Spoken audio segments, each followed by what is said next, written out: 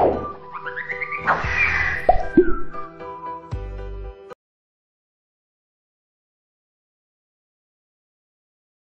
जब भी हम लोग चट्टान पढ़ते हैं, पत्थर पढ़ते हैं, तो चट्टान हमेशा हमारे दिमाग में कुछ परसेप्शन बनता है।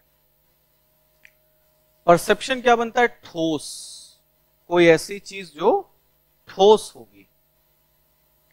परसेप्शन ये बनता है कोई ऐसी चीज जो कठोर होगी, हार्ड। कोई ऐसी चीज जो मजबूत होगी, स्ट्रॉन्ग। यही तो सोचते हैं ना जब चट्टान, जब भी शब्द का नाम आता है। बट आपको एक चीज बताऊं मैं, देखो ये जो चीजें हम लोग पढ़ते हैं ना, सॉलिड या हार्ड या स्ट्रॉन्ग, तो ऐसा कोई जरूरी नहीं है कि कोई चट्टान हमेशा कठोर ही होगी या ठोस ही होगी या मजबूत ही होगी।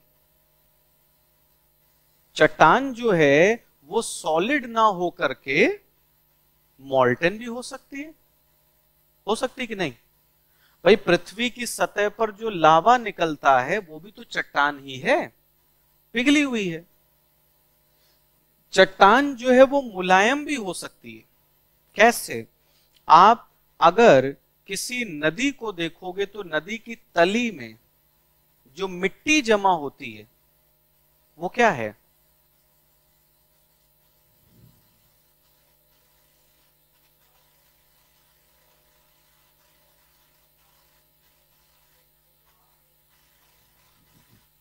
तो उसे क्या कहेंगे? अच्छा, लिक्विड फॉर्म में है तो उसे क्या कहेंगे? वो मैं बताऊंगा। बहुत सही, मतलब कटघरे मुझे खड़ा करोगे, है ना? देखो, जब आपसे कोई पूछता है कि व्हाट इज लावा, तो आप कोई भी ज्योग्राफी की बुक उठा करके देखें, लावा को क्या लिखा होता है? Hot and मॉल्टन rocks. तो मतलब है तो रॉक ही ना, है तो चट्टान ही। चट्टान किसी भी स्टेट में हो सकती है, सॉलिड भी हो सकती है, सेमी मॉल्टन भी हो सकती है और मॉल्टन भी हो सकती है। सेम चीज रॉक हार्ड भी हो सकती है और सॉफ्ट भी। जैसे मैंने बोला कि किसी नदी या किसी भी तालाब, किसी भी वाटर बॉडी की तली में अगर आप देखोगे तो जो मिट्टी जमा होती है, क्या वो कठोर होती है, मुलायम होती है, सॉफ्ट होती है? क्या कहेंगे उसे हम? सेडिमेंट्री रॉक है, अवसादी चट्टान है। सेम चीज हम बोल रहे हैं स्ट्रॉन्ग, मजबूत। तो क्या हर चट्टान मजबूत होगी? ऐसा भी कोई जरूरी चीज नहीं होती। अगर आप लाइमस्टोन रॉक्स की बात करोगे, चूना पत्थर की जो चट्टानें होती हैं, उनको अगर आप हाथ से भी तोड़ने का प्रयास करेंगे तो टूट जाएगी, क्योंकि वो बहुत ज्यादा मजबूत नहीं होती। तो आपको एक चीज ध्यान रखना है कि जब भी आप रॉक्स को डिफाइन करते हो तो आप फिजिकल प्रॉपर्टीज का यूज नहीं कर सकते, क्योंकि रॉक्स की कोई डेफिनेट या फिक्स्ड फिजिकल प्रॉपर्टीज नहीं होती हैं। आप ये नहीं बोल सकते कि रॉक्स हमेशा सॉलिड होंगी, हमेशा हार्ड होंगी, हमेशा स्ट्रॉन्ग होंगी। क्लियर है? तो अब बात आती है कि फिर हम रॉक्स को डिफाइन कैसे करेंगे, परिभाषित कैसे करेंगे? तो चलिए करते हैं परिभाषित। देखिए, अगर हम अपनी पूरी पृथ्वी की बात करें और आपसे कोई पूछे कि हमारी पृथ्वी जो है वो किस चीज से बनी है, क्या आंसर होगा आपका? तत्वों से, एलिमेंट से? ये तो बहुत बेसिक सी केमिस्ट्री है। और सिर्फ पृथ्वी की ही क्या बात कर रहे हैं हम लोग? ये पूरा यूनिवर्स, ये पूरा ब्रह्मांड, हर एक प्लेनेट, हर एक सेलेस्टियल बॉडी किससे बनी है? एलिमेंट से। तो हम एक सीधी चीज ये बोल सकते हैं कि हमारी जो पृथ्वी है वो किससे बनी है? It is made of different elements. यह विभिन्न तत्वों से निर्मित है। लाइक इसमें आयरन, ऑक्सीजन, सिलिका, मैग्नीशियम, कई सारे एलिमेंट्स जो हैं आप गिना सकते हो। अब एक दूसरी चीज है, क्या नेचर में एलिमेंट्स इंडिपेंडेंटली मिल सकते हैं? इंडिपेंडेंटली, स्वतंत्र रूप से देखो मिलने को मिल सकते हैं, बट जनरली नहीं मिलते। सामान्य रूप से क्या होता है कि जो एलिमेंट्स होते हैं वो आपस में जुड़ जाते हैं, और दो या दो से अधिक तत्व जब आपस में जुड़ते हैं तो वो एक पदार्थ बनाते हैं, और उस पदार्थ को हम कहते हैं कंपाउंड, यौगिक। ठीक है, तो आप इसके आगे क्या लिखोगे? आप लिखोगे कि these elements form chemical compounds which are called minerals। ऐसे तत्व आपस में मिलकर रासायनिक यौगिकों का निर्माण करते हैं, जिन्हें खनिज कहा जाता है। जिन्हें खनिज कहा जाता है, मिनरल्स कहते हैं। और ये मिनरल्स आपस में मिल करके जिस मटेरियल को फॉर्म करते हैं, आप उसी मटेरियल को क्या नाम देंगे? रॉक। तो यानी कि हम सीधे सीधे क्या लिखेंगे कि rocks are aggregations of different minerals. चट्टानें विभिन्न खनिजों के समुच्चय को दर्शाती। चट्टानें विभिन्न खनिजों के समुच्चय को दर्शाती हैं, समूह को दर्शाती। तो अगर कोई पदार्थ आपको मिलता है, अगर कोई मटेरियल आपको मिलता है जिसमें दो या दो से ज्यादा मिनरल्स हैं, तो आप उसे क्या बोल सकते हो? रॉक्स हैं। तो अगर इस डेफिनेशन के हिसाब से चलें तो पृथ्वी का हर एक भाग किससे बना है? रॉक से बना है। भाई कोर के अंदर भी अगर आप देखोगे तो मिनरल्स हैं, मेंटल में भी देखोगे तो मिनरल्स हैं, और क्रस्ट में भी अगर आप देखोगे तो मिनरल्स हैं। तो रॉक्स का मीनिंग क्लियर हुआ। चट्टान किसे कहते हैं हम, ये क्लियर हो गया आप लोगों को। अब अगला पॉइंट इसमें क्या है? तो अगला पॉइंट ये है कि चट्टानें कितने प्रकार की होती हैं। तो एक हेडिंग बनाइए आप लोग, टाइप्स ऑफ रॉक्स। चट्टानों के प्रकार, टाइप्स ऑफ रॉक्स।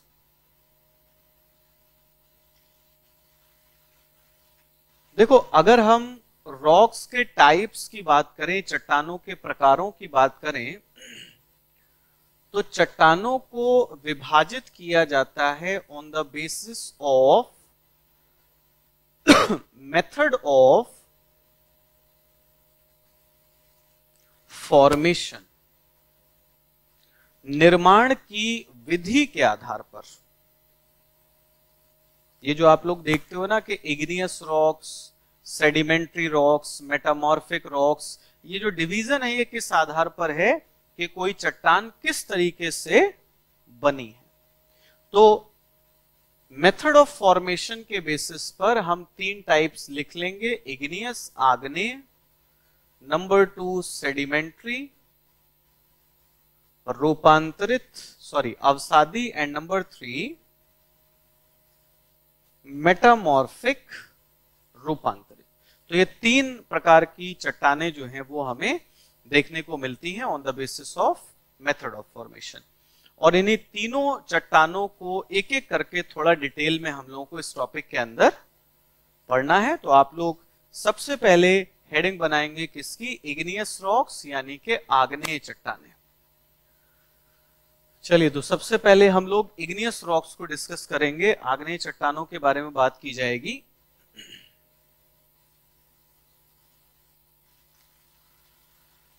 देखो, इग्नियस रॉक्स, आग्नेय चट्टानें, कोई अगर हमसे पूछेगा कि इग्नियस रॉक्स का मतलब क्या होता है, तो मतलब में आप ये बताओगे कि ऐसी चट्टानें, ऐसी रॉक्स जिनका फॉर्मेशन, जिनका निर्माण किस प्रक्रिया से होता है, लिखेंगे by the process of volcanism. ऐसी चट्टानें जिनका निर्माण ज्वालामुखीयता की प्रक्रिया से होता है, ज्वालामुखीयता की प्रक्रिया से होता है। अब आप लोगों को अगर याद हो, मैंने आप लोगों को बताया था कि this process of volcanism is of 2 types. 2 प्रकार की होती है। एक जिसको आप क्या लिखोगे? Incomplete volcanism. इनकम्प्लीट वॉल्केनिज्म, अपूर्ण ज्वालामुखीयता। और दूसरा आप क्या लिखेंगे? कंप्लीट वॉल्केनिज्म, यानी कि पूर्ण ज्वालामुखीयता। तो पहला सवाल यह है आप लोगों के लिए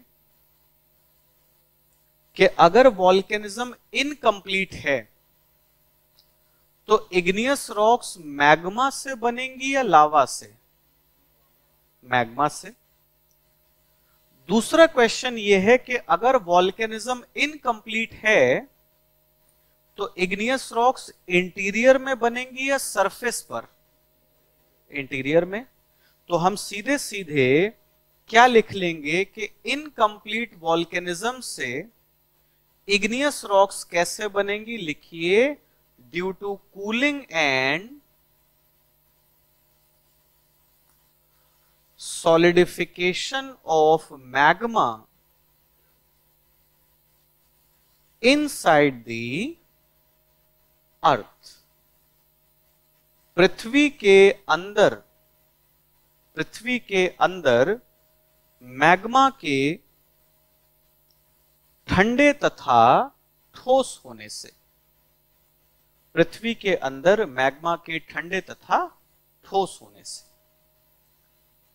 और जब बात आ जाएगी कंप्लीट वॉल्केनिज्म की, पूर्ण ज्वालामुखीयता की, तो ऑब्वियस सी चीज है कि यहां पर कूलिंग और सॉलिडिफिकेशन किसका होगा? लावा का। और कहां पर होगा? अर्थ सरफेस पर, ना कि अर्थ के इंटीरियर में। ठीक है, तो कंप्लीट वॉल्केनिज्म में लिखेंगे cooling and solidification of lava on earth surface.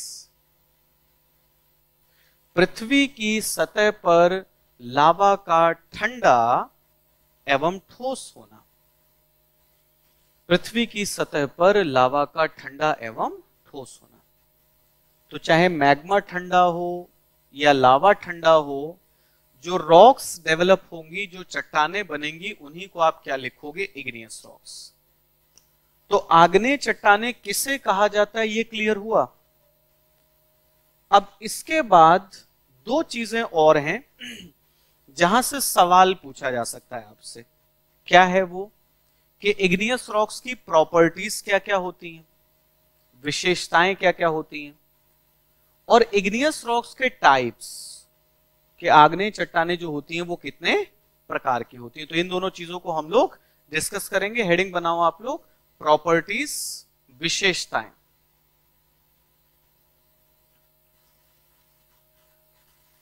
तो इग्नियस रॉक्स की प्रॉपर्टीज में विशेषताओं में सबसे पहली चीज हम लिखते हैं कि these rocks are called primary rocks and parental rocks. इन चट्टानों को प्राथमिक चट्टानें तथा पैतृक चट्टानें कहा जाता है। प्राथमिक चट्टानें तथा पैतृक चट्टानें कहा जाता है। देखो क्यों इनको हम प्राथमिक चट्टानें या पैतृक चट्टानें बोलते हैं, इस बात को आप लोग इस तरीके से समझें। मैंने आप लोगों को एक चीज बताई थी कि जब हमारी पृथ्वी बनी थी, जब अर्थ की ओरिजिन हुई थी, उस समय पर हमारी अर्थ हॉट मोल्टन मटेरियल से बनी हुई थी, गर्म पदार्थ से बनी थी, पिघले पदार्थ से बनी थी। इसका मतलब यह हुआ होगा कि धीरे धीरे हमारी अर्थ ठंडी हुई होगी और ठंडी होकर के सॉलिडिफाई हुई होगी, ठोस हुई होगी। तो जो पहली सॉलिड रॉक्स बनी होंगी, पहली ठोस चट्टानें, वो किस नेचर की रही होंगी? क्या लग रहा है आपको? हम लोग पढ़ते हैं कि हॉट मोल्टन मटेरियल, गर्म पिघला पदार्थ, अगर वो ठंडा होगा, ठोस होगा, तो उससे जो चट्टानें बनती हैं वो क्या कहलाती हैं? इग्नियस रॉक्स कहलाती हैं। तो अगर पृथ्वी शुरू में गर्म थी, पिघली हुई थी, तो जो पहली ठोस चट्टानें बनी होंगी वो कौन सी रही होंगी? इसीलिए क्या बोल रहे हो? प्राइमरी। प्राइमरी मतलब जो सबसे पहले बनी हो। ठीक है, तो ये डायग्राम इसी तरीके से बना लेंगे। आप लोग लिखेंगे at the time of its origin earth was hot and molten। उत्पत्ति के समय पृथ्वी गर्म तथा पिघली हुई थी। पृथ्वी गर्म तथा पिघली हुई थी। और फिर क्या होता है? इसकी कूलिंग होती है और सॉलिडिफिकेशन होता है, यानी कि पृथ्वी ठंडी और ठोस होती है। और जब पृथ्वी ठंडी और ठोस होती है तब हम क्या देखते हैं? इससे हमें देखने को मिलता है formation of first solid rocks, प्रथम ठोस चट्टानों का निर्माण। और जो प्रथम ठोस चट्टानें बनी, ये चट्टानें किस प्रकार की थी? इग्नियस रॉक्स, आग्नेय चट्टानें थी। इसीलिए हम इनको बोल रहे हैं प्राइमरी, प्राथमिक। Now second point is why these rocks are called parental rocks। पैतृक कहने का क्या मतलब है? तो जरा एक चीज सुनिएगा आप लोग। अगर आप लोगों ने ये चीज मान ली कि हमारी पूरी पृथ्वी पर शुरू में जो सॉलिड रॉक्स बनी थी वो इग्नियस रॉक्स थी, आग्नेय चट्टानें थी, तो आप मुझे बस इतना बता दो, ये सेडिमेंट्री और मेटामॉर्फिक रॉक्स आई कहां से फिर? भाई अगर पूरी पृथ्वी पर इग्नियस रॉक्स ही बनी थी तो सेडिमेंट्री और मेटामॉर्फिक कैसे आई होंगी? इग्नियस में चेंजेस होने की वजह से। तो आप यहां पर एक पॉइंट और नोट कर लें, लिखें कि sedimentary and metamorphic rocks were formed due to changes in initially formed igneous rocks। अवसादी तथा आग्नेय चट्टानों का निर्माण, अवसादी तथा आग्नेय चट्टानों का रूपांतरित चट्टानों का निर्माण, अवसादी तथा रूपांतरित चट्टानों का निर्माण आरंभिक आग्नेय चट्टानों में रूपांतरण से या परिवर्तन से हुआ था। रूपांतरण या परिवर्तन से हुआ था और इसीलिए इग्नियस रॉक्स को क्या कह दिया जाता है? पेरेंटल रॉक्स कहते हैं। तो इन्हें पेरेंटल क्यों कहा जाता है, प्राइमरी क्यों कहा जाता है, ये हमने देखा। अगले पॉइंट पर बढ़ते हैं। दूसरी जो इनकी प्रॉपर्टी है, सेकंड, नंबर 2, लिख लीजिए एक लाइन में कि igneous rocks are generally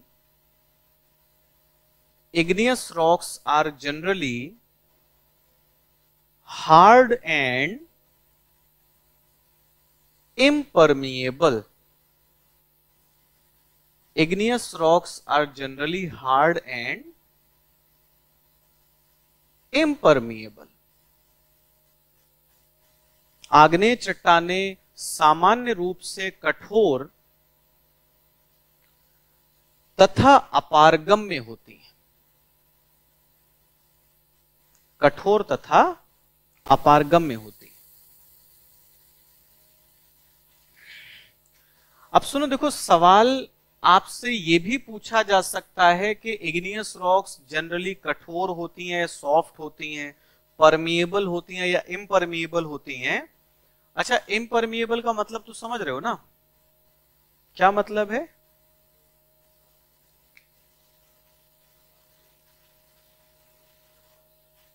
okay, और कोई?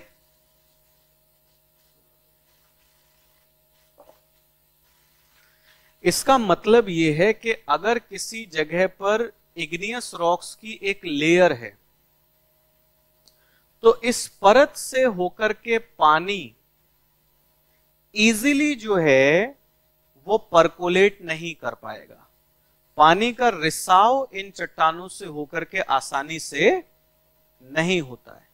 इन चट्टानों में अगर कहीं पर क्रैक मिल जाएगा या कहीं पर जॉइंट होगा, जोड़, तो वहीं से होकर के पानी निकल पाता है, अदरवाइज ये पानी के मूवमेंट को अलाउ नहीं करती। And that is why these rocks are impermeable. तो एक तो सीधा सीधा सवाल बन सकता है। दूसरा क्वेश्चन ये बन सकता है कि क्योंकि ये चट्टानें इम्परमिएबल होती हैं तो इसलिए आपसे पूछा जाएगा कि इग्नियस रॉक्स पर केमिकल वेदरिंग, रासायनिक अपक्षय का प्रभाव पड़ता है या नहीं पड़ता है। तो मैं थोड़ा सा आपको बताता हूं कि what is chemical weathering.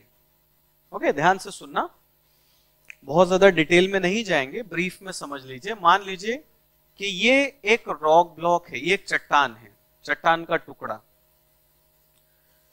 Geography में हम लोग पढ़ते हैं कि अगर ये चट्टान का टुकड़ा विदाउट एनी मूवमेंट, मतलब अपनी जगह से हिले बिना, यहीं पर रहते हुए अगर ये टूट जाए, टूट गया ये, then this process is called weathering in geography. Weathering का मतलब होता है in situ disintegration of rocks. चट्टानों का अपनी ही जगह पर रहते हुए क्या हो जाना? टूट जाना। क्यों टूटेंगी वो आगे पढ़ेंगे हम लोग। जब हम वेदरिंग पढ़ते हैं तो उसमें एक टाइप हम पढ़ते हैं केमिकल वेदरिंग, रासायनिक अपक्षय। Now what is chemical weathering? देखिए, केमिकल वेदरिंग का मतलब ये होता है कि इस चट्टान में कोई केमिकल रिएक्शन हुई या कोई केमिकल प्रोसेस, कोई रासायनिक प्रक्रिया हो गई और उस केमिकल रिएक्शन की वजह से ये चट्टान का टुकड़ा या तो वीक हो गया या ये टूट गया। उदाहरण,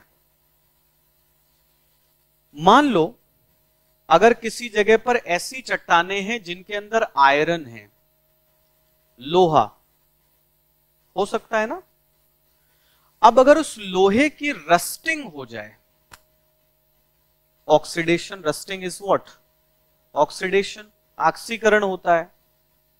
तो अगर लोहे की रस्टिंग हो गई तो वो चट्टान तो वीक हो जाएगी ना, दुर्बल हो जाएगी। और इस घटना को आप क्या कहिएगा? Chemical weathering. समझ आई बात?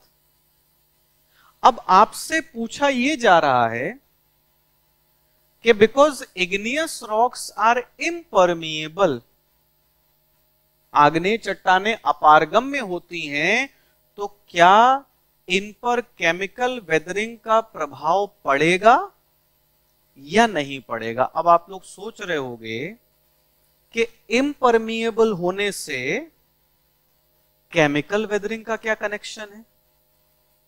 तो देखो, कनेक्शन ये है, रासायनिक अपक्षय में हम पढ़ते हैं कि for the process of chemical weathering water acts as a medium.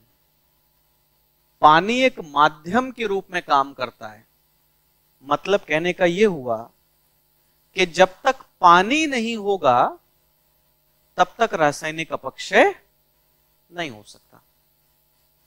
इसीलिए आपसे अगर कभी पूछा जाएगा कि हॉट डेजर्ट्स में, गर्म मरुस्थलों में, क्या केमिकल वेदरिंग एक डोमिनेंट फिनोमिना होता है, तो हम बोलेंगे नहीं। क्यों? क्योंकि वहां पानी नहीं होता है, बहुत कम है। रासायनिक अपक्षय मुख्य रूप से आपको कहां पर देखने को मिलेगा? ह्यूमिड रीजन्स में, आर्द्र क्षेत्रों में। तो अगर आपको इतनी बात समझ में आई कि what is chemical weathering and what is the role of water in the process of chemical weathering, तो अब आप लोग मुझे ये बताइए कि इग्नियस रॉक्स रासायनिक अपक्षय के लिए प्रोन होंगी या रेजिस्टेंट होंगी? रेजिस्टेंट होंगी। सिंपल सी चीज है, क्योंकि इनके अंदर पानी इजीली एंटर नहीं कर पाता। तो यही चीज हम लोग यहां पर नोट करेंगे। लिखिए आप लोग कि due to this factor igneous rocks are resistant for chemical weathering। इस कारक के कारण आग्नेय चट्टानें रासायनिक अपक्षय के प्रति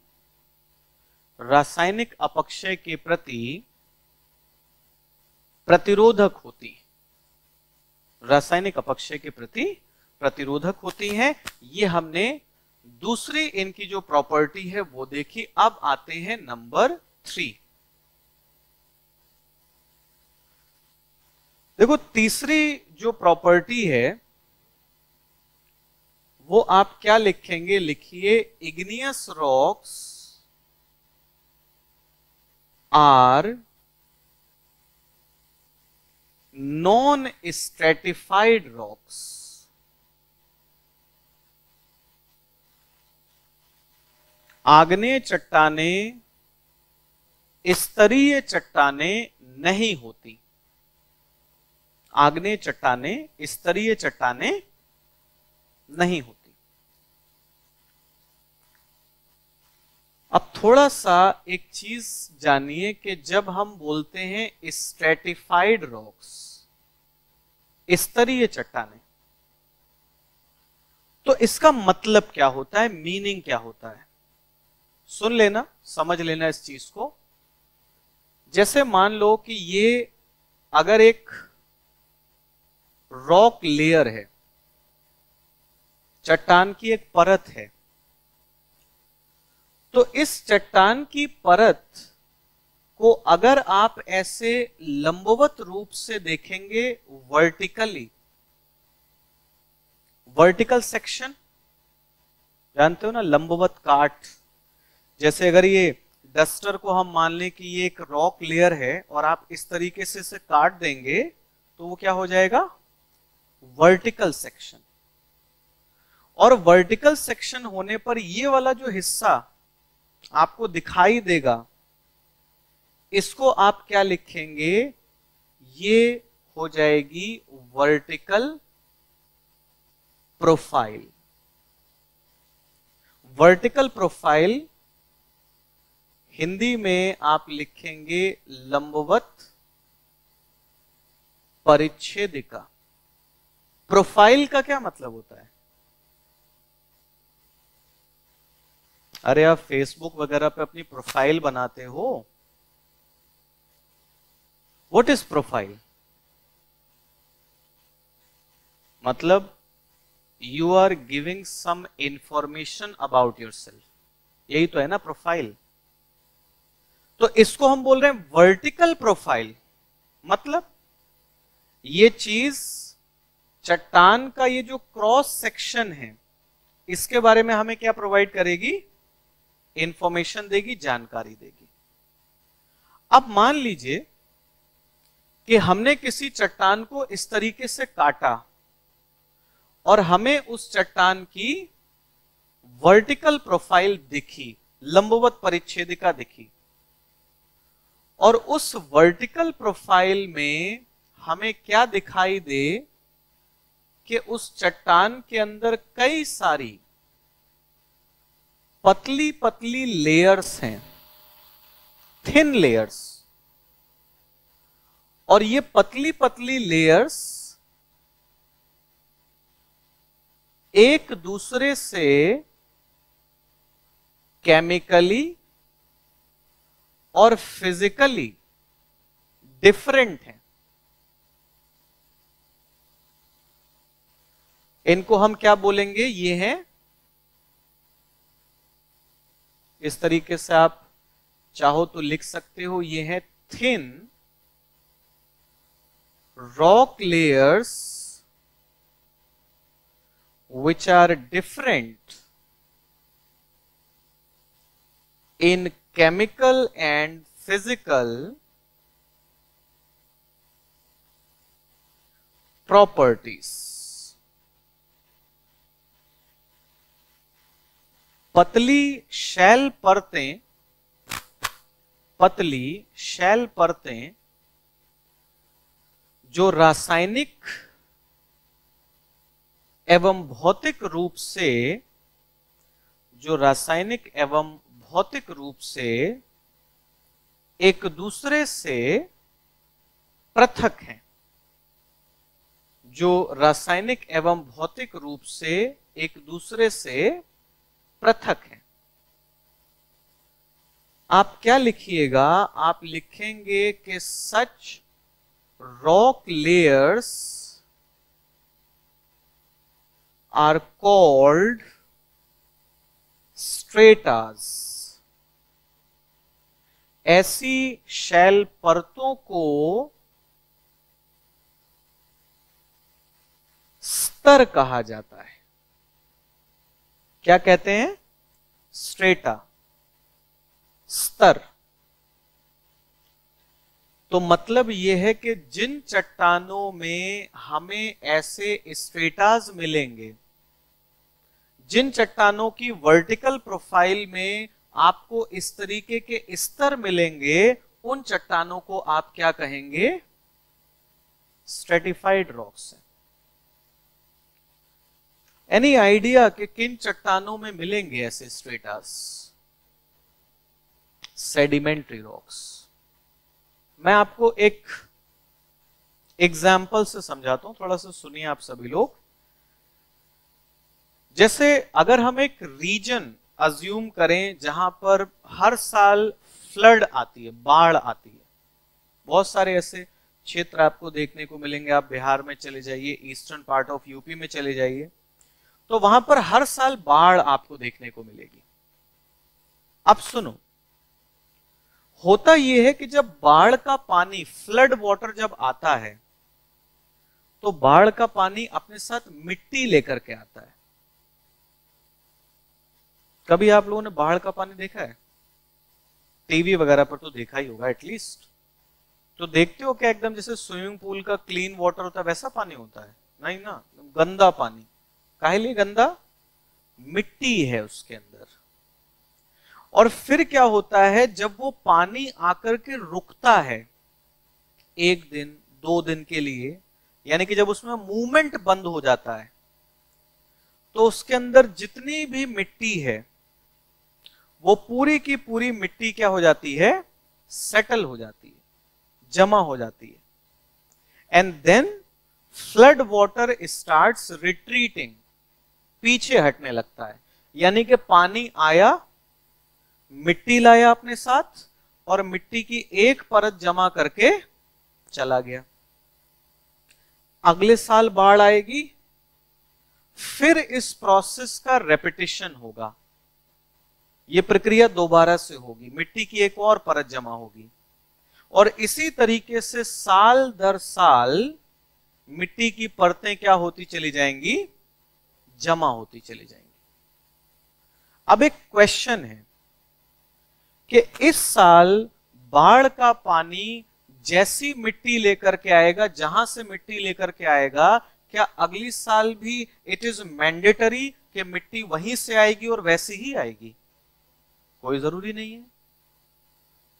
तो क्या होगा, एक साल अलग मटेरियल, नेक्स्ट ईयर अलग मटेरियल, तो यहां पर पतली पतली परतें डेवलप हो जाएंगी कि नहीं हो जाएंगी? उन्हीं को आप क्या बोल रहे हो? स्ट्रेटा बोल रहे हो। इसीलिए फ्लड प्लेन में, बाढ़ के मैदान में जो आपको सेडिमेंट्री रॉक्स मिलती हैं, जो अवसादी चट्टानें मिलती हैं, वो किस प्रकार की होती हैं? स्ट्रेटिफाइड। लेकिन इग्नियस रॉक्स स्ट्रेटिफाइड नहीं होती। लेकिन अब देखो, आपको उलझा देगा क्वेश्चन में। अगर आपसे पूछा जाए कि क्या इग्नियस रॉक्स में मल्टीपल लेयर्स हो सकती हैं, एक से ज्यादा परतें हो सकती हैं? नहीं, बिल्कुल हो सकती। लेकिन वो जितनी भी परतें होंगी ना, उनमें आपको केमिकल और फिजिकल डिफरेंसेस नहीं मिलेंगे। क्यों नहीं मिलेंगे? एक थोड़ा सा दिमाग लगाओ। अगर किसी जगह पर वॉल्केनिक इरप्शन हुआ एक बार, अंदर से लावा निकला, फिर दूसरी बार इरप्शन हुआ, फिर लावा निकला, फिर तीसरी बार इरप्शन हुआ, फिर लावा निकला, तो लावा तो एक ही जगह से आ रहा है ना, लावा का सोर्स तो एक ही है। तो जो लावा आज निकलेगा, जो 1 लाख साल के बाद निकलेगा, जो 10 लाख साल के बाद निकलेगा, उस लावा का नेचर कैसा होगा? सेम होगा। तो परतें तो बन जाएंगी, लेकिन वो परतें सिमिलर होंगी in terms of chemical and physical properties. उनकी रासायनिक और भौतिक विशेषताएं एक समान होंगी, ना कि अलग अलग। तो ये ध्यान रखेंगे कि आग्नेय चट्टानों में मल्टीपल लेयर्स तो मिल सकती हैं, बट आग्नेय चट्टानों में स्ट्रेटास हमें देखने को नहीं मिलते। क्लियर है ये पॉइंट? बढ़े आगे? चलिए आगे बढ़ते हैं, नेक्स्ट प्रॉपर्टी पर चलते हैं हम लोग। नेक्स्ट जो प्रॉपर्टी है इनकी, इग्नियस रॉक्स की,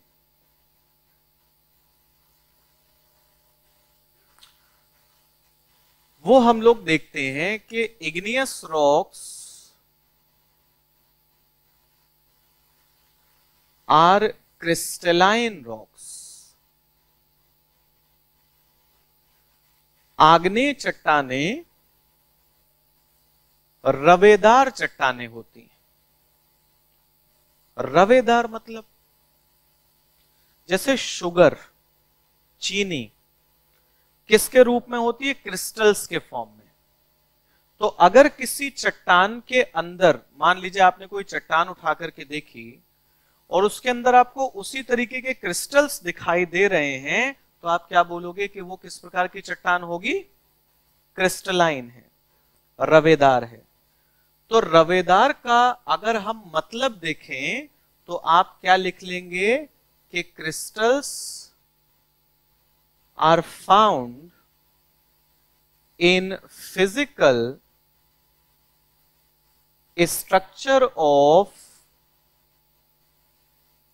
इग्नियस रॉक्स। आग्नेय चट्टानों की भौतिक संरचना में रवे उपस्थित होते हैं।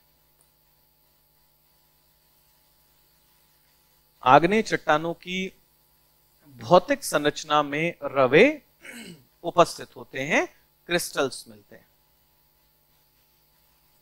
अब एक सवाल यहां से आपके दिमाग में ये आना चाहिए कि ये जो क्रिस्टल्स इग्नियस रॉक्स में मिलते हैं, इनका फॉर्मेशन कैसे होता है? तो देखो, इसका जवाब बड़ा सिंपल है। सुनो सब लोग, जैसे हमने बोला कि इग्नियस रॉक्स में क्रिस्टल्स मिलते हैं, बट सेडिमेंट्री रॉक्स में नहीं मिलते, मेटामॉर्फिक रॉक्स में नहीं मिलते। तो ऐसा क्यों है कि ये सिर्फ और सिर्फ इग्नियस रॉक्स में मिलते हैं? वो इसलिए क्योंकि क्रिस्टल्स तब डेवलप होते हैं जब गर्म और पिघला हुआ पदार्थ ठंडा होता है। शुगर कैसे बनती है? चीनी कैसे बनती है? किसने देखा है बनते हुए? जो शुगर केन का जूस होता है उसको हम बॉईल करते हैं और जो भी उसके अंदर का वाटर कंटेंट होता है उसे वेपराइज कर देते हैं, और फिर उसके बाद एक बहुत ही थिक, गाढ़ा, चिपचिपा और गर्म मटेरियल हमें मिलता है। उसको हम क्या करते हैं? फिर स्प्रेड करते हैं, और जब वो ठंडा होता है तो ठंडे होने से उसके अंदर क्रिस्टल्स डेवलप होते हैं और वही शुगर है। तो सेम चीज यहां पर है कि जो मैग्मा है, जो लावा है, वो क्या है? Hot मॉल्टन material. और वो हॉट मॉल्टन मटेरियल जब ठंडा होगा, ठोस होगा, तो उससे क्रिस्टल्स का फॉर्मेशन होगा। तो लिखिए, क्रिस्टल्स कैसे बनते हैं? Due to cooling and solidification of lava and magma. Lava तथा मैग्मा के ठंडे एवं ठोस होने से, लावा एवं मैग्मा के ठंडे तथा ठोस होने से इनका निर्माण होता है। एक चीज और आप लोगों को बता देता हूं कि इन क्रिस्टल्स का साइज, आकार, देखो क्रिस्टल्स अगर बन रहे हैं तो क्रिस्टल्स छोटे भी हो सकते हैं और बड़े भी हो सकते हैं। तो इन क्रिस्टल्स का जो साइज होता है, रवों का जो आकार होता है, वो किस पर डिपेंड करता है? तो हम लिखते हैं it depends on the rate of cooling. रवों का आकार शीतलन की दर पर निर्भर करता है। रवों का आकार शीतलन की दर पर निर्भर करता है। और कैसे? आप लिखेंगे साइज ऑफ क्रिस्टल्स और रेट ऑफ कूलिंग के बीच में कैसा रिलेशन होता है? इनवर्स। यानी कि मैग्मा या लावा जितना तेजी से ठंडा होगा, क्रिस्टल्स उतने ही छोटे बनेंगे, और मैग्मा या लावा जितना धीमी दर पर ठंडा होगा, स्लो रेट पर ठंडा होगा, क्रिस्टल्स उतने ही बड़े बनते हैं। तो ये बताओ, अगर हम बोलें कि दो इग्नियस रॉक्स हैं, एक लावा के ठंडे होने से बनी है और दूसरी मैग्मा से बनी है, किसके अंदर क्रिस्टल्स बड़े होंगे?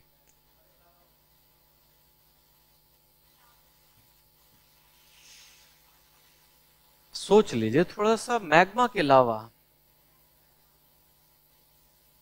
देखो, एक थोड़ा कॉमन सेंस लगाओ।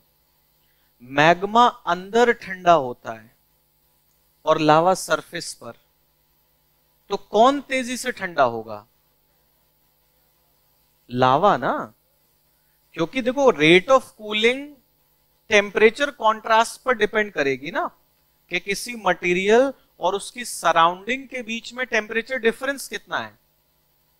मैग्मा जहां पर ठंडा हो रहा है वहां चारों तरफ की चट्टानें भी तो गर्म हैं, तो कूलिंग जो होगी वो स्लो रेट पर होगी, और लावा की कूलिंग रैपिड रेट पर, फास्ट रेट पर। तो इसीलिए जब मैग्मा ठंडा होता है तो बड़े क्रिस्टल्स बनते हैं, और जब लावा ठंडा होता है तो छोटे क्रिस्टल्स बनते हैं। तो ये एक प्रॉपर्टी हमने देख ली।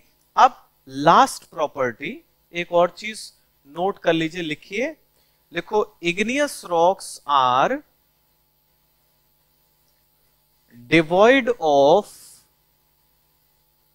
fossils.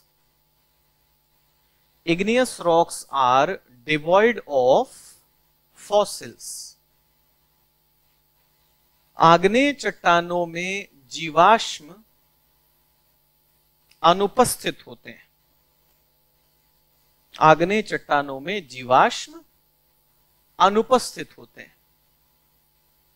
तो हम क्या बोल रहे हैं कि इन रॉक्स के अंदर फॉसिल्स नहीं मिलते हैं। कोई बताएगा रीजन?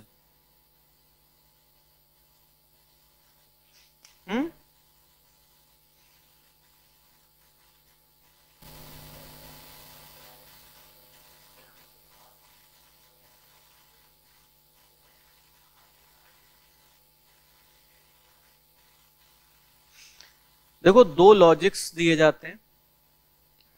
पहला लॉजिक ये दिया जाता है कि ज्यादातर इग्नियस रॉक्स उस समय पर बनी थी व्हेन लाइफ वाज एब्सेंट,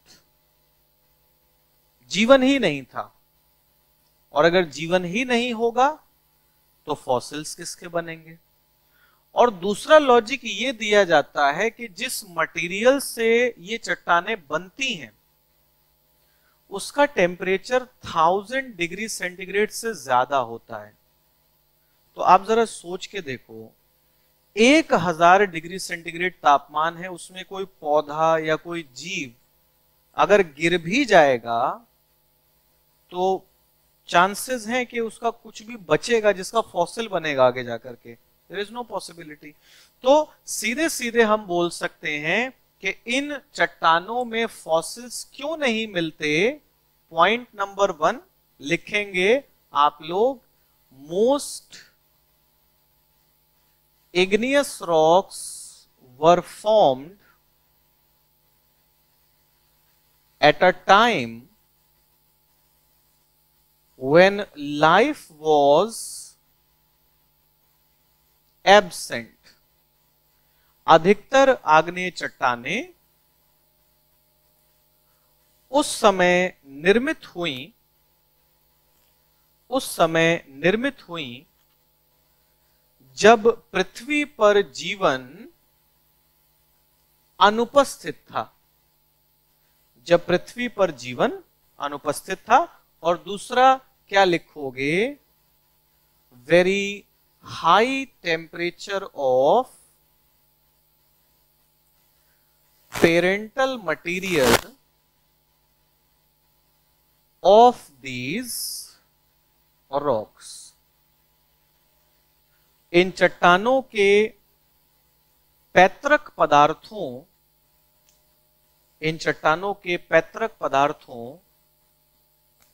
का अत्यधिक उच्च तापमान। इन चट्टानों के पैतृक पदार्थों का अत्यधिक उच्च तापमान। तो ये आपने इग्नियस रॉक्स की जो प्रॉपर्टीज थी, जो विशेषताएं थी, वो आपने पढ़ ली। आगे क्या पढ़ेंगे हम लोग, हेडिंग बनाओ आप लोग, टाइप्स, इग्नियस रॉक्स के टाइप्स, प्रकार।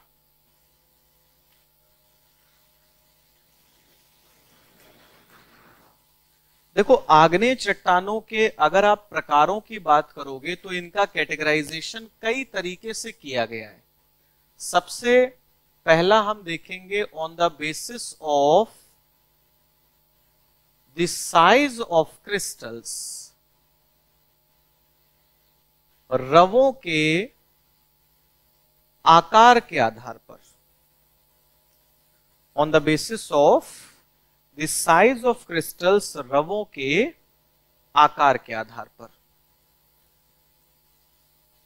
देखो, रवों के आकार के आधार पर इग्नियस रॉक्स को हम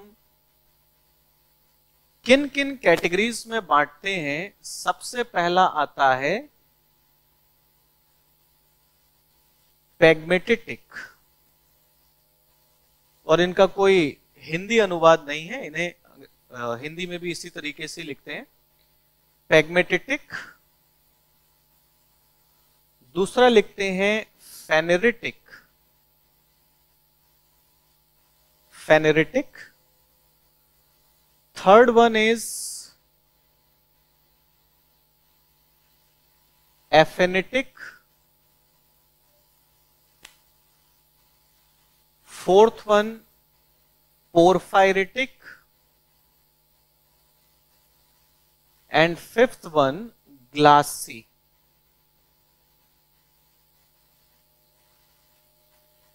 Pegmatitic, pheneritic, aphanitic, porphyritic and glassy। अगर हम इन सब में देखें कि हमें किस प्रकार के क्रिस्टल्स मिलते हैं, क्योंकि उतना ही आपके लिए काफी है, तो पेग्मेटिटिक में आप जान लेंगे कि ये वो चट्टानें होती हैं जिनके अंदर लार्जेस्ट क्रिस्टल्स मिलते हैं, सबसे बड़े आकार के रवे, सबसे बड़े आकार के रवे। जब बात आती है फेनेरिटिक, तो फेनेरिटिक को आप बोल सकते हो मीडियम साइज्ड, मतलब ऐसी चट्टानें जिनके अंदर मध्यम आकार के क्रिस्टल्स हो, मध्यम आकार के क्रिस्टल्स हो। और यहां पर एक चीज मैं आपको बता देता हूं, ये जो फेनेरिटिक शब्द है ये बना है फेनेरो से, फेनेरो, और फेनेरो का मतलब होता है something which is clearly visible. मतलब आपने अगर चट्टान को उठाया और आपको उसमें सीधे सीधे क्रिस्टल्स दिखाई दे रहे हैं, हाँ ऑल्दो बहुत बड़े साइज के नहीं है बट दिखाई दे रहे हैं, तो फेनेरिटिक हो जाएगा। एफेनेटिक में आप क्या लिखेंगे, स्मॉल साइज्ड क्रिस्टल्स, छोटे आकार के रवे, स्मॉल साइज्ड क्रिस्टल्स, छोटे आकार के रवे। और इसमें भी आप लोगों को बता दूं कि ये शब्द बना है एफएनओ से, और एफएनओ का मतलब होता है something which is invisible. Invisible का यहां पर, अदृश्य का यहां पर मतलब ये है कि इन चट्टानों के रवे अगर आपको देखने हैं तो आपको किसी ना किसी माइक्रोस्कोप का क्या करना पड़ेगा, यूज करना पड़ेगा। क्रिस्टल्स होंगे लेकिन बहुत छोटे साइज के। पोरफायरेटिक, तो पोरफायरेटिक में आता है मिक्स्ड क्रिस्टल्स, मिश्रित रवे, मतलब कुछ छोटे, कुछ बड़े, कुछ मीडियम साइज के। तो मिक्स्ड क्रिस्टल्स अगर किसी में मिल रहे हैं तो पोरफायरेटिक हो जाएगी। और ग्लासी का मतलब होता है क्रिस्टल्स आर एब्सेंट, रवे अनुपस्थित होते हैं। क्रिस्टल्स आर एब्सेंट, रवे अनुपस्थित होते हैं।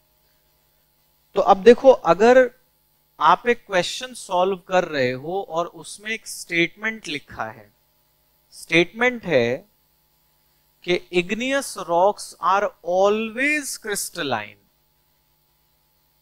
या लिखा हो कि all igneous rocks are crystalline rocks, so is it right?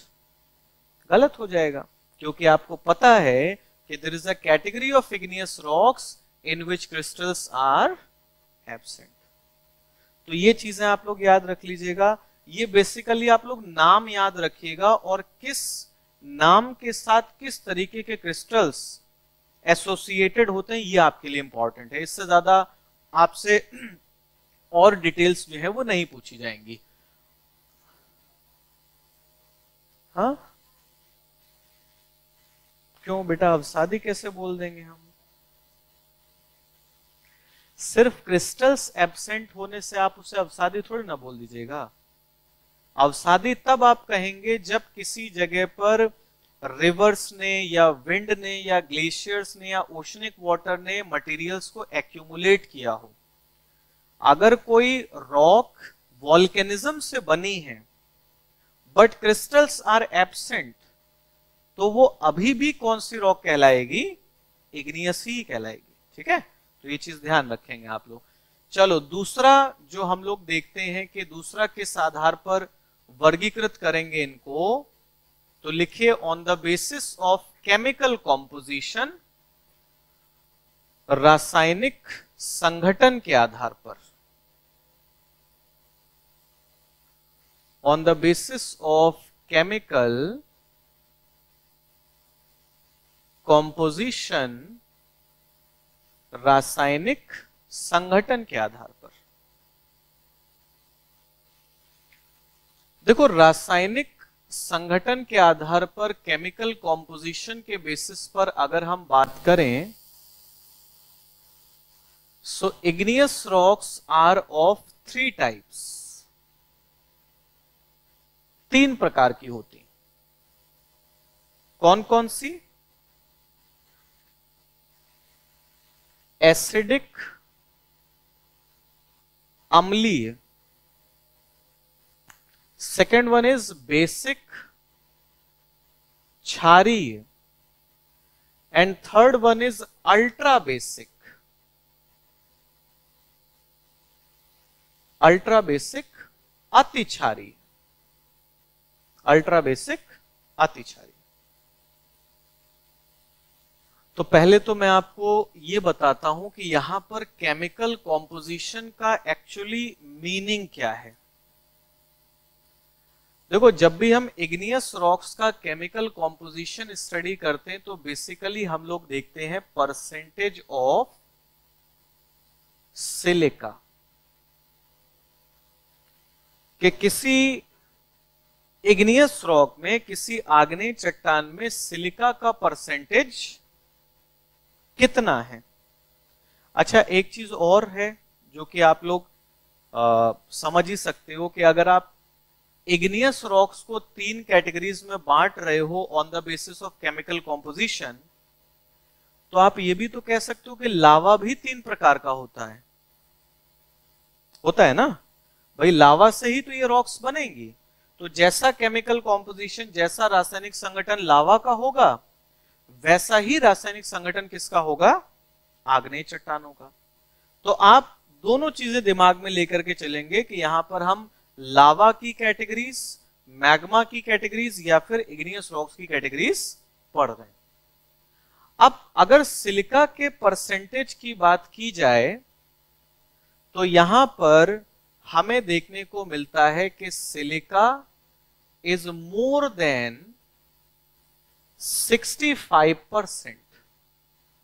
मतलब अगर कोई लावा या कोई चट्टान ऐसी है जिसमें 65% से ज्यादा सिलिका है, तो वो क्या कहलाएगी? एसिडिक, अम्लीय। जब हम आते हैं बेसिक में, तो आप देखते हो silica is between 45% and 65%। Silica 45% तथा 65% के बीच होती है। और जब आप बोलते हो अल्ट्रा बेसिक, तो अल्ट्रा बेसिक में हम देखते हैं कि silica is less than 45%। Silica 45% से कम।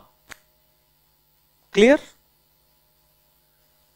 अच्छा, एक चीज और है कि अगर हम ये नोटिस कर रहे हैं कि जब हम एसिडिक से बेसिक और बेसिक से अल्ट्रा बेसिक की तरफ आते हैं तो सिलिका का परसेंटेज घट रहा है। तो सिलिका का अगर परसेंटेज घटता है तो किसका परसेंटेज बढ़ता है? तो आप ये याद रखोगे, अगर मैं आपको इस तरीके से बताऊं कि ये एसिडिक है,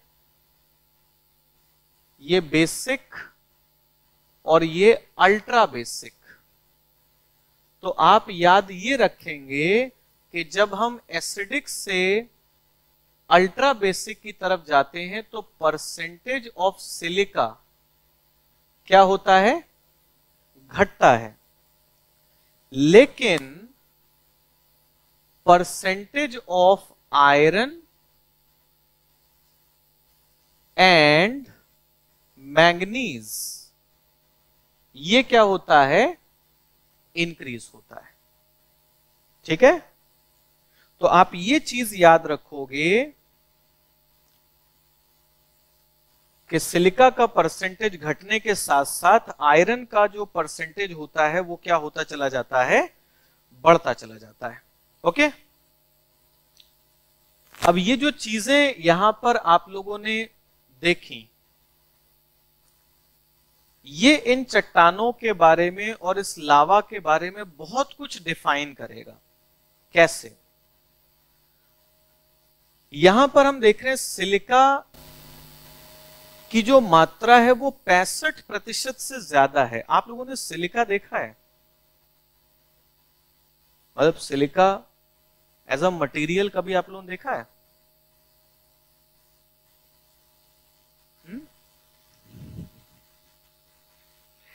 अच्छा, रेत तो देखी होगी ना आप लोगों ने? रेत, जब रेत पर धूप पड़ती है तो वो कुछ चमकते हुए पार्टिकल्स दिखते हैं आपको, shiny particles, that is silica. वो क्या है? सिलिका है वो। ठीक? अब सुनो, अगर वो सिलिका है तो हम ये बोल सकते हैं कि सिलिका एक लाइट कलर्ड मटेरियल होता है, हल्के रंग वाला पदार्थ। और ना सिर्फ वो लाइट कलर्ड होता है बल्कि लाइट वेटेड भी होता है, उसका भार भी कम होता है। और जिन चट्टानों में सिलिका 65% से अधिक होगा वो चट्टानें कैसी होंगी? डार्क कलर्ड या लाइट कलर्ड? हल्की होंगी या भारी होंगी? हल्की चट्टानें होंगी अगर आप तुलना करोगे इनसे, क्योंकि इनके अंदर मात्रा किसकी ज्यादा है? आयरन की। और आयरन हम सब लोग जानते हैं कि डार्क कलर्ड भी होता है और साथ ही साथ हैवी भी होता है। तो इनको हम क्या लिखेंगे? एसिडिक रॉक्स को light in colour and weight, रंग तथा भार में हल्की होती, रंग तथा भार में हल्की होती हैं। दूसरी चीज, अगर आप बेसिक और अल्ट्रा बेसिक में आओगे तो इसको आप क्या बोल दोगे? डार्क कलर्ड एंड हैवी, गहरे रंग की तथा भारी।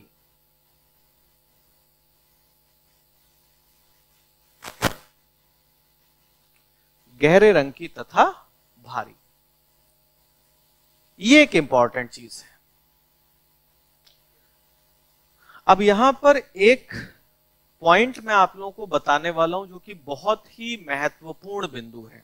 ध्यान से मेरी बात को सुनना सब लोग। हमने कहा कि जो तीनों कैटेगरीज हैं ये हम लावा या मैग्मा की कैटेगरीज मान सकते हैं। चलो मान लेते हैं कुछ देर के लिए। लावा या मैग्मा दोनों ही मॉल्टन मटेरियल्स हैं, पिघले पदार्थ हैं, और पिघले पदार्थों की एक विशेषता होती है जिसको हम क्या कहते हैं, विस्कोसिटी। हिंदी में कहा जाता है श्यानता। What is viscosity?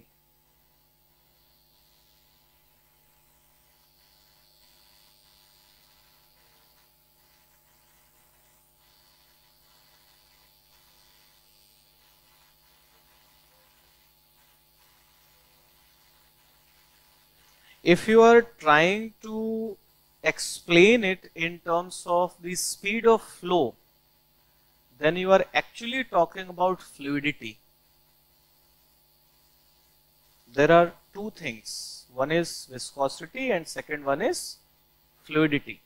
तरलता और श्यानता। अब बताओ,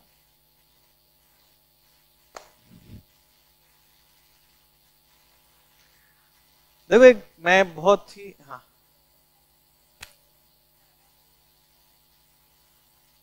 मरकरी नहीं, वो मैं समझ रहा हूं कि आप लोग समझ रहे हो, है ना, वो मेरे को मालूम है। बट दिक्कत ये ना, जब हमसे कोई पूछता है कि इसे डिफाइन करिए, मामला तब फंसता है। बहुत सारी चीजें हम लोग को पता होती हैं, कोई उदाहरण देके हमसे कहे तो हम बहुत कुछ समझा सकते हैं, मगर जब वो आता है ना कि इसको जरा परिभाषित करिए, तब आदमी सोचता है कि ई है का मतलब इसको लिखना कैसे। और यही मेंस में मामला फंसता है थोड़ा सा। तो अगर विस्कोसिटी को हमें डिफाइन करना है तो सुनिए, एक बहुत सिंपल तरीके से एक चीज समझिए। मान लीजिए आप किसी नदी के किनारे जाकर के खड़े हुए, जस्ट इमेजिन, और आप देख रहे हो नदी के अंदर पानी फ्लो कर रहा है, बह रहा है। अब वो जो पानी फ्लो कर रहा है, आपको लग रहा है कि पूरा का पूरा पानी एक साथ बह करके जा रहा है, यही तो लगता है। हमारी आंखों में कोई माइक्रोस्कोप थोड़ा ना लगा हुआ कि हमें वाटर मॉलिक्यूल्स चलते हुए दिखाई देंगे, हम तो पूरा पानी देख रहे हैं। But technically there are different layers of water. उस पानी के अंदर पानी की अलग अलग परतें हैं, और वो परतें एक दूसरे पर फ्रिक्शन लगाती हैं, घर्षण। जैसे अगर ये डस्टर इस सरफेस पर मूव करेगा तो ये नीचे वाली सतह इसके मूवमेंट को रोकने का काम करेगी, दैट इज फ्रिक्शन, घर्षण कहते हैं उसे। तो जब भी कोई तरल, जब भी कोई लिक्विड फ्लो करता है तो वो मल्टीपल लेयर्स के फॉर्म में फ्लो करता है, परतों के रूप में प्रवाहित होता है। और उसकी परतों के बीच लगने वाले घर्षण को, फ्रिक्शन को क्या कहते हैं आप, विस्कोसिटी। तो अगर कोई हमसे कहता है कि पानी तेज बहता है और शहद धीमे, क्यों? तो हम बोलेंगे पानी की परतों के बीच में फ्रिक्शन कम होता है, शहद की परतों के बीच में फ्रिक्शन ज्यादा होता है। क्लियर? अब अगर हम बात कर रहे हैं मैग्मा या लावा की, तो आपको एक चीज यहां पर याद रखनी है, नोट भी कर सकते हैं आप लोग, कि विस्कोसिटी ऑफ मैग्मा और lava depends on percentage of silica. Lava या मैग्मा की श्यानता सिलिका के प्रतिशत पर निर्भर करती है। लावा या मैग्मा की श्यानता सिलिका के प्रतिशत पर निर्भर करती है। कैसे? आप सीधे सीधे लिखिए, परसेंटेज ऑफ सिलिका और विस्कोसिटी के बीच में कैसा रिलेशन होता है? डायरेक्ट। सिलिका के प्रतिशत और श्यानता के बीच हमें कैसा संबंध देखने को मिलता है? सीधा सीधा संबंध है। जितनी ज्यादा सिलिका उतना ही ज्यादा विस्कोसिटी। तो इसका मतलब क्या हो गया कि एसिडिक जो लावा होगा इसको आप क्या लिखोगे? मोस्ट विस्कस लावा, सबसे अधिक श्यानता वाला लावा।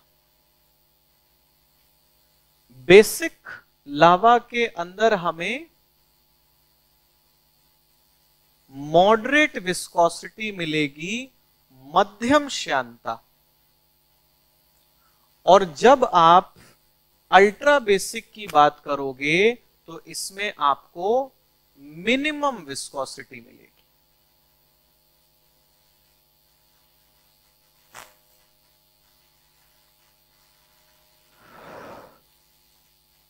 ये मैंने आपको मैग्नीज लिखा दिया क्या?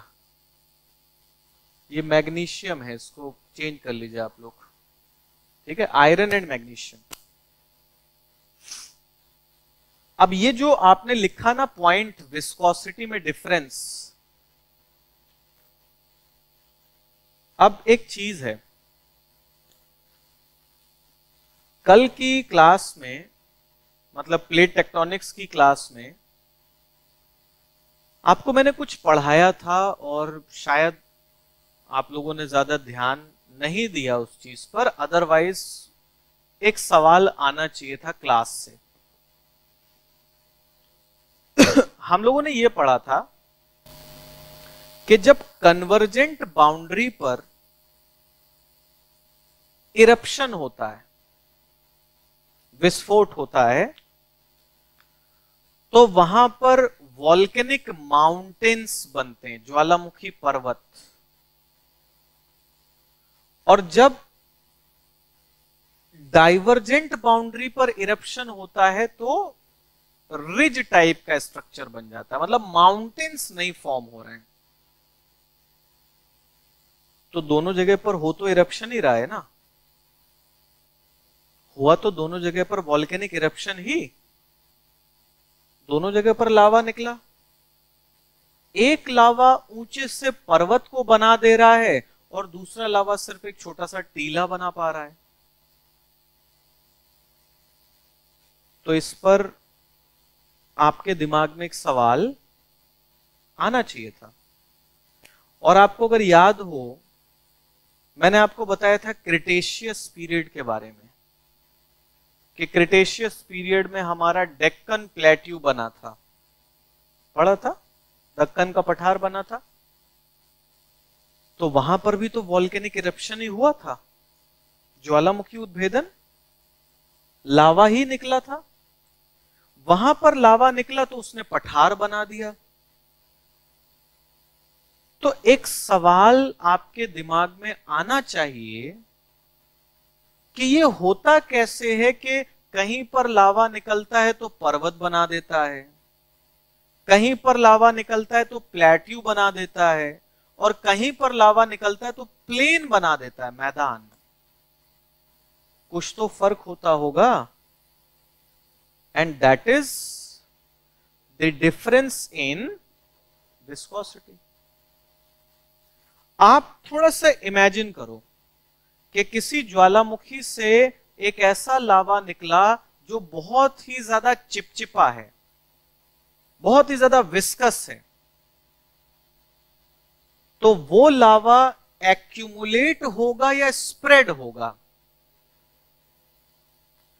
कोई भी चीज जो बहुत ज्यादा विस्कस होगी, बहुत ज्यादा स्टिकी होगी, वो फ्लो नहीं करेगी, वो इकट्ठा होगी, एक्यूमुलेट होगी। और अगर वो एक्यूमुलेट होगी तो उससे क्या बनेगा? कोन। क्या बनेगा उससे? ज्वालामुखीय शंकु। और वो शंकु चाहे तो आप पर्वत कह लीजिए उसे, और चाहे तो आप आइलैंड कह लीजिए। तो इसका मतलब आप यहां पर क्या देखोगे, ये जो मोस्ट विस्कस लावा निकला, इसमें हम क्या देखेंगे? It accumulates at a particular place and forms volcanic cones। यह एक स्थान विशेष पर, यह एक स्थान विशेष पर एकत्रित होता है तथा ज्वालामुखीय शंकुओं का निर्माण करता है। ज्वालामुखीय शंकुओं का निर्माण करता है। ये दूसरा वाला लावा मॉडरेटली विस्कस है। अब सुनो, जो लावा मॉडरेटली विस्कस होता है वो स्प्रेड होगा, लेकिन मोटी परत के रूप में, थिन लेयर। और जो लावा थिक लेयर, और जो लावा सबसे कम विस्कोसिटी वाला होगा वो और बड़े एरिया में क्या होगा? स्प्रेड होगा, एक पतली परत के रूप में। तो जब किसी इलाके में, जब किसी क्षेत्र में लावा की एक मोटी परत जमा होगी तो पठार बनेगा, प्लेट्यू। और जब पतली परत जमा होगी तब प्लेन बनेगा, मैदान बनेगा। तो ये जो बेसिक लावा है, इससे आप क्या लिखेंगे?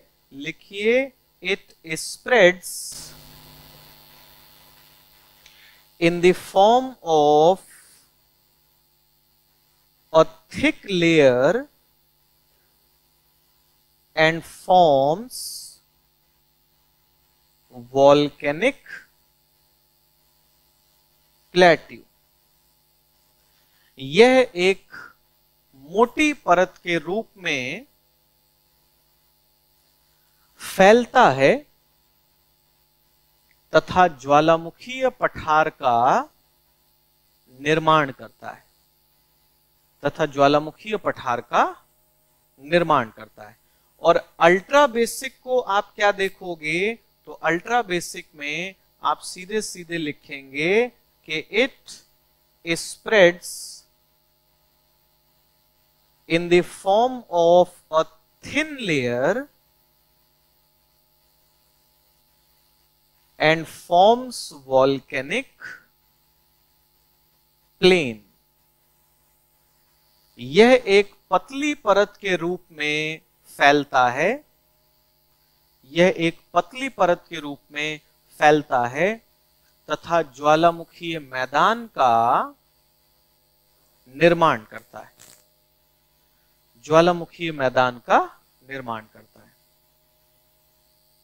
अब देखो, यही चीज है, अगर सवाल कभी आपसे पूछ लिया जाता या आप कहीं पर एक क्वेश्चन देख लेते कि जो वॉल्केनिक माउंटेन्स होती हैं वो किस प्रकार के लावा से बनती हैं, तो आपको लगता कि कितना टफ क्वेश्चन पूछा गया है हमसे। लेकिन अगर आपको ये चीजें पता हैं तो चाहे प्लेन पूछा जाए, चाहे प्लेट्यू पूछा जाए, चाहे माउंटेन, आइलैंड, कुछ भी पूछ लिया जाए, आप उस चीज का आंसर दे सकते हो।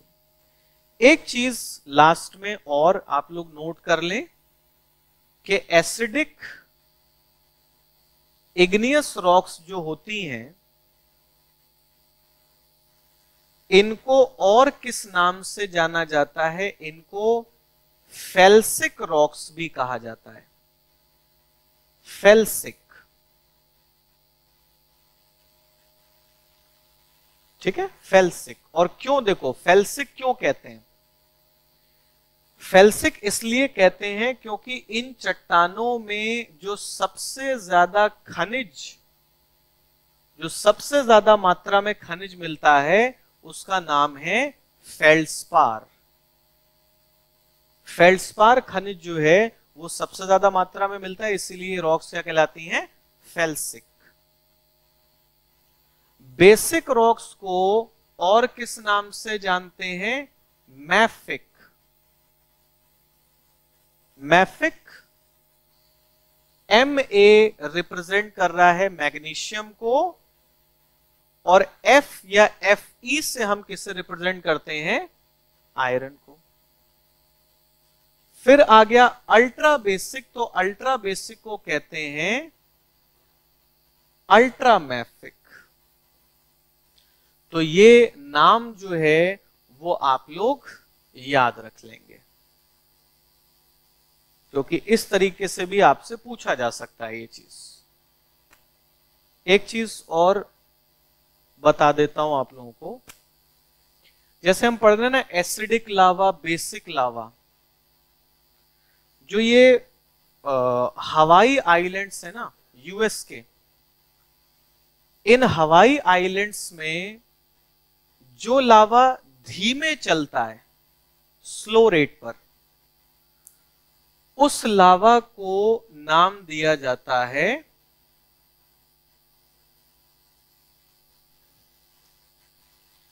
आ लावा। तो ये वाला जाजा लावा, क्यों? इसको बोलते हैं आ लावा, और ये जो बेसिक लावा होता है इसको कहते हैं पाहोए लावा।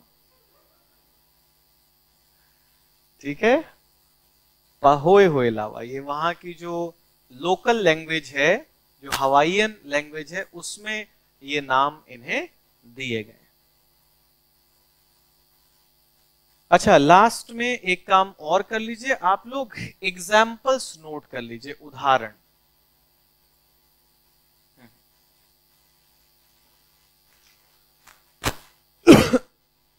देखो एग्जाम्पल्स, एसिडिक में अगर आप आओगे तो सबसे अच्छा एग्जाम्पल एसिडिक का होता है ग्रेनाइट। तो ग्रेनाइट जो घरों में लगाने के लिए खरीदा जाता है वो एक्चुअली क्या है? एसिडिक इग्नियस रॉक है, आग्नेय चट्टान है। ग्रेनाइट के अलावा एक और आप लिख लेंगे rhyolite. So granite and rhyolite ये एग्जाम्पल्स हैं किसके? एसिडिक रॉक्स के। बेसिक में जब आप आते हो कि बेसिक के हमें क्या एग्जाम्पल्स मिलेंगे, तो सबसे अच्छा उदाहरण बेसिक का हम लोग क्या देखते हैं? बेसाल्ट। बेसाल्ट, इसीलिए आप लोग पढ़ते हैं ना कि Deccan plateau is a basaltic plateau. Deccan का पठार बेसाल्टिक पठार है। क्यों? क्योंकि वो किससे बना है? बेसाल्ट से। मतलब किससे बना है? बेसिक रॉक से। और बेसाल्ट के अलावा दूसरा इसका आप एग्जाम्पल लिख लेंगे गैब्रो। गैब्रो। फिर अगर हम देखें अल्ट्रा बेसिक, तो अल्ट्रा बेसिक में आप लिख लीजिए, इसका एक एग्जाम्पल है पेरिडोटाइट। पेरिडोटाइट। और दूसरा एग्जाम्पल इसका हमें देखने को मिलता है ड्यूनाइट। सो पेरिडोटाइट एंड ड्यूनाइट ये एग्जाम्पल्स हैं किसके? Ultra basic. क्लियर? तो यहां पर ज्यादातर चीजें जो हमें इग्नियस रॉक्स में डिस्कस करनी थी वो हम लोगों ने पढ़ लिया। कल की क्लास में सेडिमेंट्री और मेटामॉर्फिक दोनों को पढ़ करके हम लोग कंप्लीट करेंगे कल से। ठीक है, चलिए घर जाकर के रिवाइज कर लीजिएगा, और कोई डाउट हो तो पूछ लेना कल आकर के। Thank you.